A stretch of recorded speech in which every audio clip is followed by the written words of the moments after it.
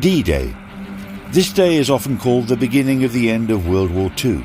This day is a symbol of eternal memory, a reminder of the strength of the human spirit and the price of freedom. This day is a source of inspiration and pride for the deeds of those who gave their lives for the future. At 5:19 a.m. on June 6, 1944, Allied troops landed on the Normandy coast. Forces from the United States, Great Britain, Canada, and other Allied countries.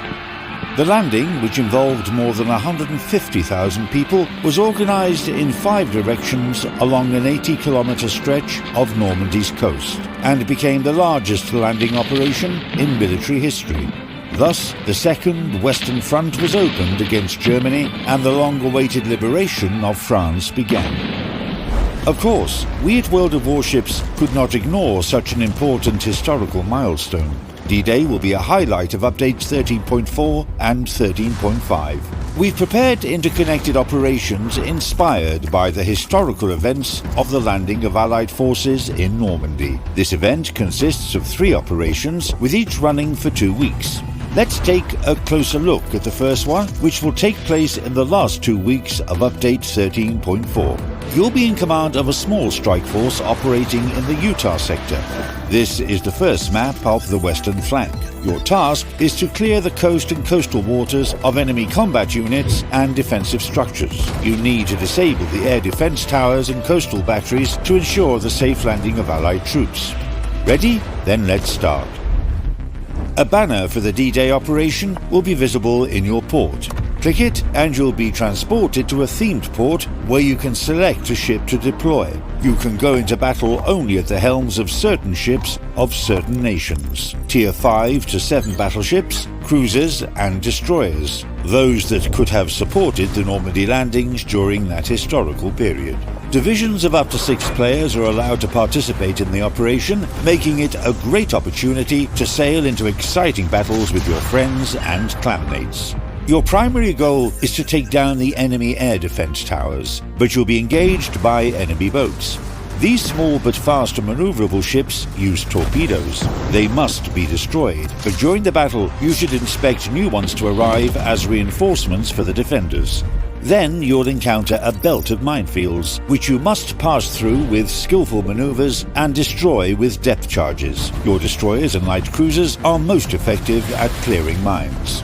Once you've dealt with those obstacles, you're in for more. The enemy's coastal guns will boom into action. Moreover, and this is a specific feature of this operation, they cannot be initially spotted from the water. They can fire at you, Captain, but you won't be able to return fire on them. It's only after you destroy the air defense towers that Allied aircraft will swoop in and spot the guns, allowing you to destroy them. Everything is like in historical reality. In June 1944, aviation also spotted ground targets for large ships. This is your next goal. Destroy at least 3 coastal guns so the transport ships carrying Allied troops can move to the landing zone. At the same time, aircraft taking off from coastal airfields will try to sink you. Once you achieve the main goals, your group will complete the mission.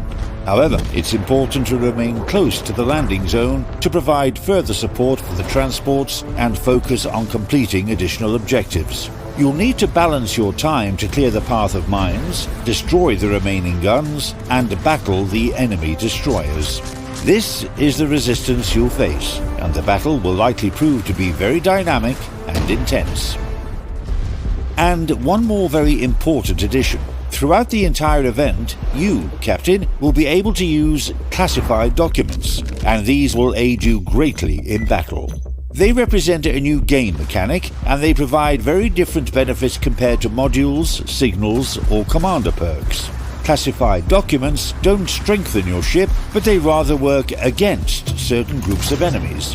Using them will grant you additional bonuses. The documents have 3 levels: confidential, secret, and top secret.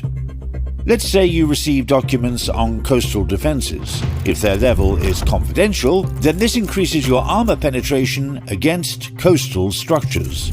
If the level is secret, the risk of your ship being set on fire by coastal gunfire is reduced. and if the level is top secret, it improves the accuracy of your artillery against these structures. The other classified documents cards work in a similar way against different enemy groups. You can take a maximum of 3 such cards from those offered into battle. Any classified documents you obtain will remain with you, Captain, for the duration of the event and will help you in the next 2 operations. From battle to battle, you'll complete additional missions of the operation and receive stars that will advance you along the reward track, which can bring you new classified documents as well as rewards. Rewards for the first operation include days of premium account, historical commander Robert Howhard, more signals containers and 2 patches, momentous day and symbol of the resistance. Do what you have to, Captain. The transport ships carrying Allied troops must not perish. The success of the invasion of Normandy is in your hands.